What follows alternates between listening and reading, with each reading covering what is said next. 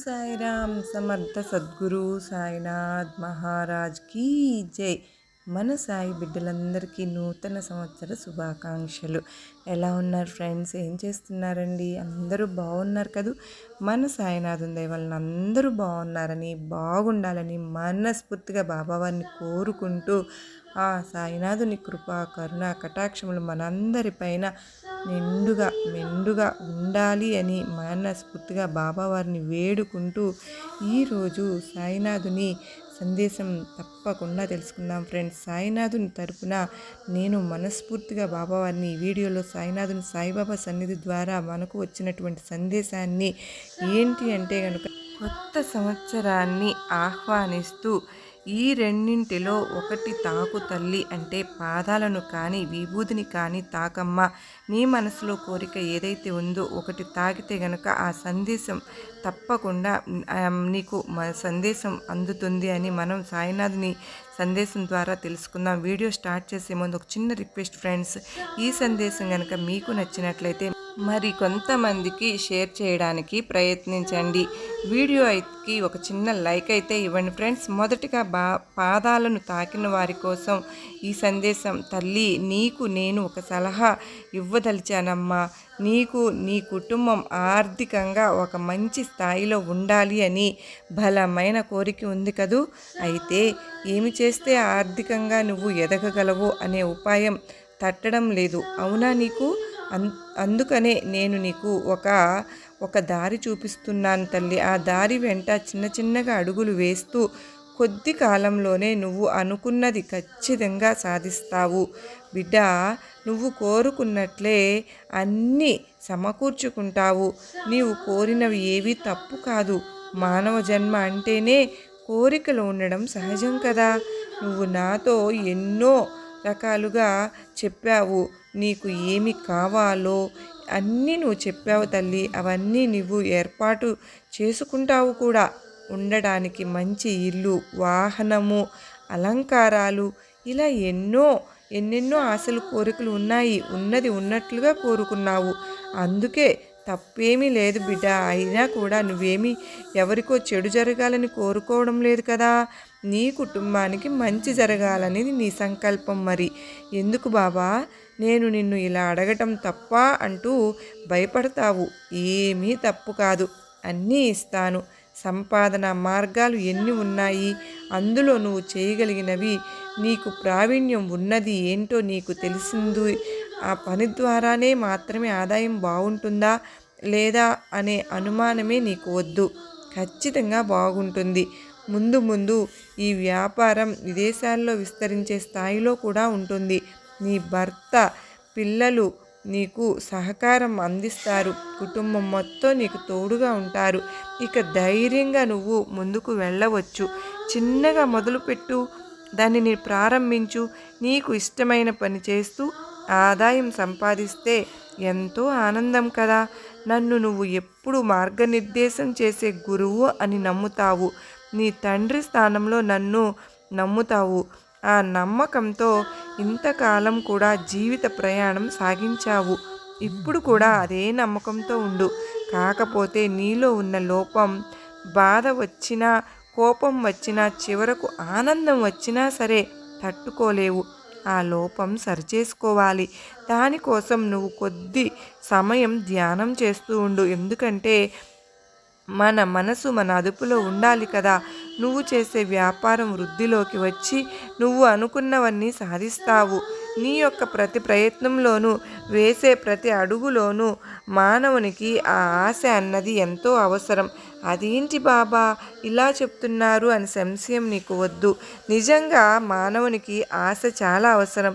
నీకు ఒక ఇల్లు కావాలనో, పిల్లలు కావాలనో, వారి మంచి భవిష్యత్తు కావాలనో, కుటుంబ క్షేమం కోసం, ఇంకా వ్యాపారం వృద్ధిలోకి రావాలనో, నీ బంధం నిలబడాలనో ఇలా ఆశించడం తప్పేమీ కాదు. పైగా ఉద్యోగం రావాలని కూడా నువ్వు చాలా కోరుకో. ఇంకా ఆర్థిక సహాయం కోసం ఎదురు చూస్తూ ఉన్నావు. అప్పులు బాధ తీరాలని కూడా బాగా ఎదురు చూస్తూ ఉన్నావు కదూ. ఇలా కోరిన కోరికలు ఆలస్యమైన ఖచ్చితంగా కొంతమంది ఎన్నో అన్యాయమైన పనులు చేసినా కూడా ఎంతోమందిని మోసం చేసి కూడా జీవితాన్ని ఆనందంగా గడుపుతున్నారు అని అనిపించవచ్చు. అవును, నిజమే. వారి సంపాదన అంతా వారికి ఉన్న దురాశతో వచ్చిందే కదా. ఎందుకంటే వారు అన్యాయంగా సంపాదించారు కనుకనే. నిజాయితీగా సంపాదించిన కొద్దిపాటిది అయినా సరే మనసులో ఆనందం, ధైర్యము ఉంటుంది. నీకు ఏది కావాలో నీవే నిర్ణయించుకో. అంతేకాదు, నీకు ఎటువంటి ఇబ్బందులు ఎదుర్కొంటున్నా సరే నీకుగా ధైర్యం తెచ్చుకొని ముందుకు వెళ్ళాలి. ఆశ భావం అన్నది ఎప్పటికీ మిమ్మల్ని జీవితంలో ఎదిగేలా చేస్తుంది. నువ్వు సంపాదించిన కొంత ధనం అయినా సరే అది నిజాయితీగా సంపాదిస్తేనే అది నీతో పాటే ఆనందంగా సంతోషంగా ఉంటుంది. అలా కాకుండా నువ్వు దుర్మార్గపు మార్గాల్లో ప్రయాణిస్తూ ఒకరిని బాధ పెట్టి ఒకరిని హింసించి అన్యాయంగా సంపాదించిన ధనం ఎప్పటికీ నిలవదని గుర్తుపెట్టుకో. అలా వచ్చిన ధనంతో నువ్వు సంతోషంగా ఉండలేవు. నీ మనసులో ఏదో ఒక రూపంలో బాధపడుతూనే ఉంటావు.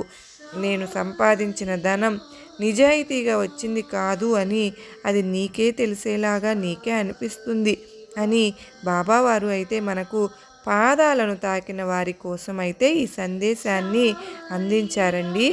బాబా గారి సందేశం కనుక మీకు నచ్చింది అని నేను అనుకుంటున్నాను. నెక్స్ట్ వచ్చేసి ఏంటంటే విభూతిని తాకారు కదా వారి కోసం అన్నమాట. బిడ్డ, నువ్వు విభూతిని తాకావు కదా, నీ జీవితం నువ్వు అనుకున్న కోరిక ఇప్పటి నుంచి ఏదైనా సరే అది ఖచ్చితంగా నెరవేరుతుందని నీకు నేను మాట ఇస్తున్నానమ్మా. ఇన్ని రోజులకు నీకు సమస్యల నుండి బయటపడే అదృష్టం వచ్చింది కనుకనే ఈరోజు నీకు ఒక అదృష్టం వచ్చింది.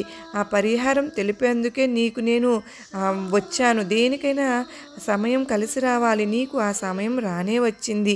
ఇప్పటి వరకు అనుభవించిన కష్టాలకు ఇప్పటికై స్వస్తి చెప్పే సమయం వచ్చినప్పుడు దానిని ఉపయోగించుకుని సమస్యల నుంచి బయటపడాలి. కానీ ఆలోచిస్తూ నువ్వు కాలయాపన చేయకూడదు. మరి ఇప్పటి వరకు ఎందుకు చెప్పలేదు బాబా అని నన్ను నిలదీస్తున్నావు కదూ. ఎలా చెప్పేది? నువ్వు ఇప్పుడు చాలా మంచి బుద్ధితో మసులుకున్నావు. కానీ ముందు జన్మలో మూట కట్టుకున్న పాప ఫలితం ఉండగా అది తరిగిపోయే వరకు నేను నీకు ఏమి చెప్పినా వినపడేదు. ఏ సహాయం అందించినా కూడా అందుకోలేవు.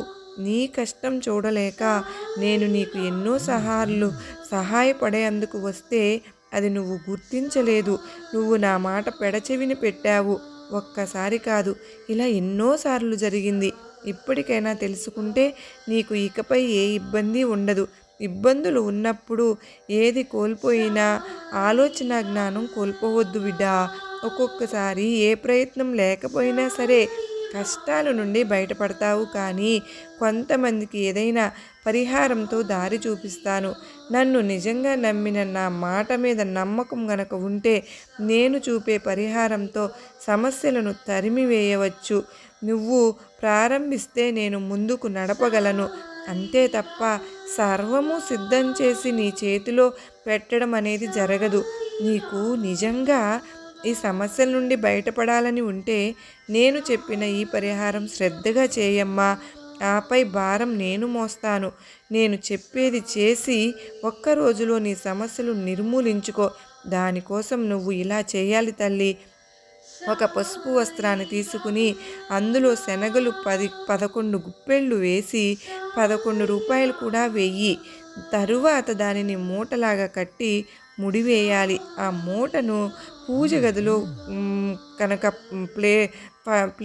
ప్లేస్లో కానీ కదపని ప్రదేశంలో కానీ ఉంచు.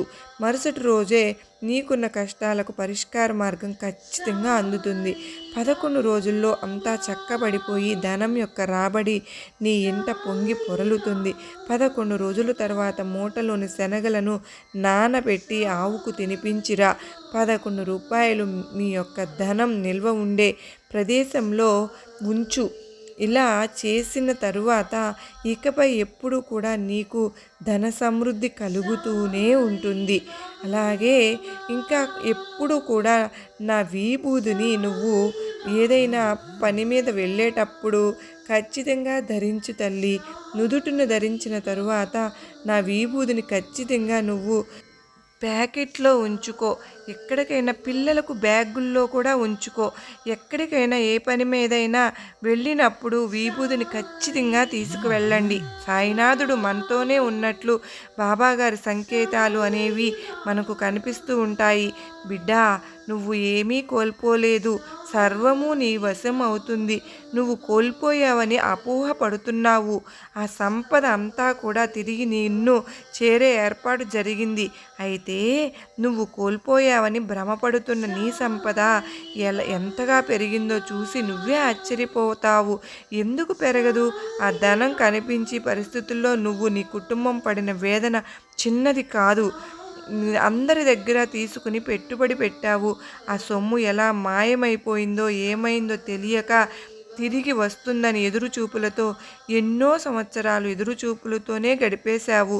ఇప్పుడు మనుషులకు ధనమే ప్రధానమైపోయింది. మరి నీకు అప్పులు ఇచ్చిన వారు ఊరుకుంటారా చెప్పు? నీకు వచ్చే కాస్త ఆదాయము వారికి జమ చేయడానికే సరిపోతోంది. ఏది కాదు. నువ్వు ఎన్నిసార్లు బాబా తట్టుకోలేకపోతున్నాను తండ్రి, నా సన్నిధానంలో ఉండి ప్రశాంతత కోసం అలమటించేవాడివి నువ్వు. అటువంటి సమయంలో నేను నీకు ధనం మొత్తం ఇవ్వాలనే అనుకునేవాడిని. కానీ నీవు అనుభవించాల్సిన ఈ కర్మలు పూర్తిగా అనుభవిస్తే కానీ కుదరదని పరిస్థితి. అందుకే ఉపశమనం మాత్రమే ఇవ్వగలిగాను. ఆ మాత్రం సహాయానికే ఆనందపడిపోయేవాడివి. ఏమీ భయపడవద్దు. నేను నీకు చెప్తున్నాను కదా, నీవు పోయింది అని అనుకుంటున్న సంపద ఎంతో పెరిగి నీ చేతికి అందుతుంది. ఆ సొమ్మును నీ చేతికి అందే వరకు నేనే బాధ్యత తీసుకుంటాను. సంతోషంగా ఉండు. ఎవరికి ఇచ్చేవి వారికి ఇచ్చేందుకు లెక్కలు వేసుకో. మిగిలిన సొమ్ము జాగ్రత్త చేసుకో. ఎందుకంటే ఎవరికైనా సరే పోగొట్టుకున్నా ఎందుకని అవి తిరిగి పొందాలనే ఎంతో అదృష్టం ఉండాలి కదా. ఆ అదృష్టం అనేది నీకు ఇన్నాళ్లకు వచ్చింది. దానిని నువ్వు నిలబెట్టుకో. ఇకపై ఏమి చేసినా సరే జాగ్రత్తగా చూసుకో. కాకపోతే ఆందోళన వల్ల నీ ఆరోగ్యం దెబ్బతినడం నిజం.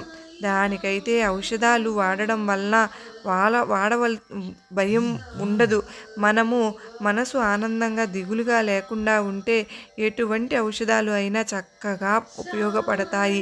మీరు మీ కుటుంబం ఎప్పుడు సుఖ సంతోషాలతో ఉండాలని నా ఆశీస్సులు మీకు ఎప్పుడు తెలుపుకుంటూ ఉంటాను అని నీకు నా ఆశీర్వాదములు ఇస్తున్నాను బిడ్డ అని బాబావారు అయితే మనకు ఈరోజు మనకు విభూదిని తాకిన వారికి సందేశం అయితే గనక ఇచ్చారు కదా ఫ్రెండ్స్. బాబావారి సందేశం మీకు చక్కగా నచ్చిందని అనుకుంటున్నాను.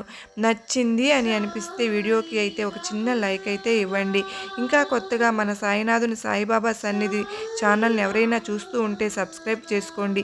సబ్స్క్రైబ్ చేసుకున్న తర్వాత పక్కనే ఆల్ అనే గంట సింబల్ కూడా వస్తుంది. దాన్ని కూడా క్లిక్ చేస్తేనే నేను సాయినాథుని వీడియో ఎప్పుడు పెట్టినా కూడా మీకు ఫస్ట్ నోటిఫికేషన్ రూపంలో మీ మొబైల్ ద్వారా వస్తుంది.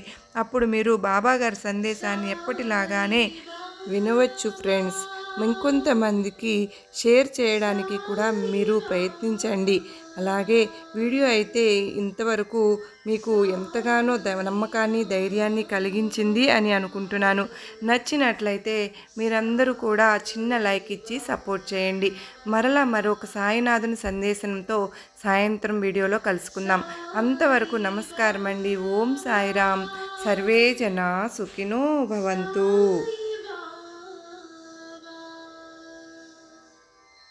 So